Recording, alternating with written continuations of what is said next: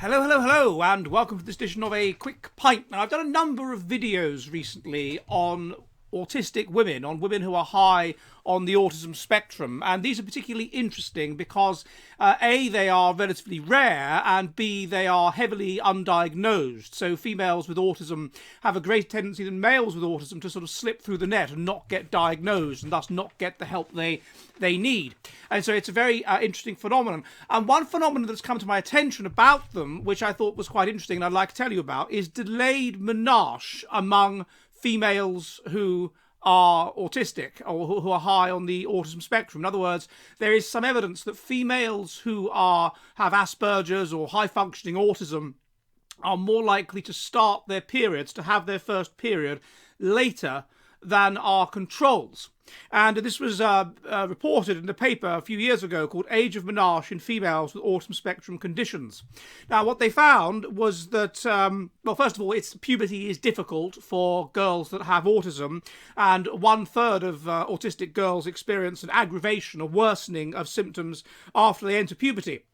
But anyway, the study looked at 38 females with a mean age of 31 and asked either them, in the case of high-functioning autistics, or their mothers, in the case of low-functioning autistics, to remember when they had their first period. Now, 23 of these women were diagnosed as having Asperger's, 2 of these women were diagnosed as having high-functioning autism, and the rest were diagnosed as having classical autism, or what used to be called low-functioning autism. Now, what was the design was such that, of course, because there can be ethnic differences in the age of puberty, all of the people involved were white, and they excluded any females that had any condition that might interfere with their age of menarche, such as a hormonal condition, such as diabetes, such as anorexia, or anything like that. And then they compared them to a control group. And what they found was, first of all, there were 3 females in the autistic sample who had very late menarche, i.e. they didn't have their first period until they were 20 years old. And that even putting that aside, the average age of menarche was older among the autistic females. It was over 13 among the autistic females compared to 12 among the control group. And of course, that does interesting things at the tail. If the average age of an autistic that has her first period, autistic girl, is 13, then you're going to get more girls that are 14 or 15 or 16 or 17 or 18 or whatever, a minority, but still more compared to what you would get among non-autistic females. So they definitely have later menarche. They definitely go through their first period at an older age.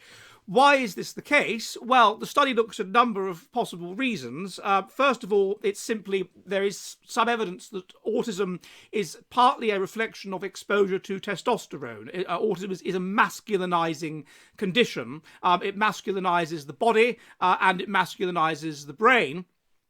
So people with autism in general are more masculinized on various measures than would be the case in general. And so they argued that, that this is certainly the case when you expose rhesus monkeys to testosterone in utero. What you find is late menarche. What you find is a low 2D, 4D ratio, so that is to say hands that are less feminine, where the difference between the index, this finger here and this finger here is smaller, which is a sign of masculinization, and the female rhesus monkeys engage in more masculinized play.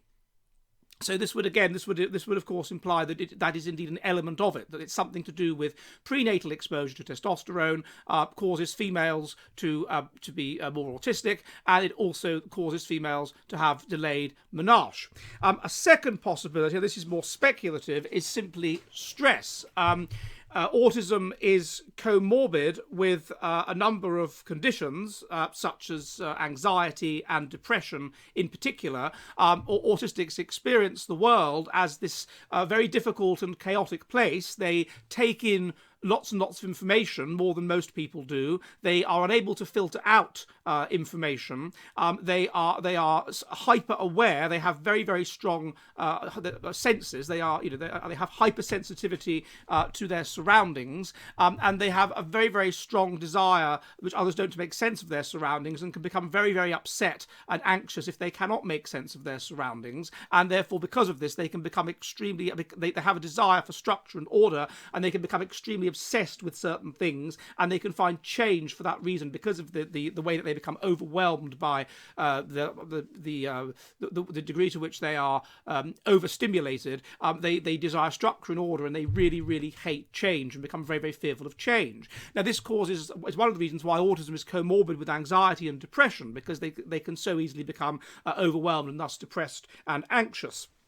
Now, there is some evidence from research on carp that if carp are stressed when they are growing up, then they will go through puberty nature. So there's some evidence that elevated cortisol, that the stress hormone, delays puberty, and therefore, of course, it would delay menarche. Now, on the other hand, you could say, well, a person that is stressed, this would set you up for a fast life history strategy. You're stressed, it's an unstable yet easy environment, it's stressful, and so you're set up to go through puberty early because you could live fast, die young. That is true. But that has to be balanced with the fact that if you're very, very high in stress, then one of the elements of K strategy is simply growth.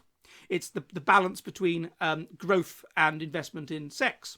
And so what could happen is that growth is slowed down because of the high release of cortisol, and so you go through puberty later. And so that could be what's going on as well. It could be that these females are very high in stress, and so because they're high in stress, the cortisol level is too high, and because of that, they go through puberty, they go through menarche later.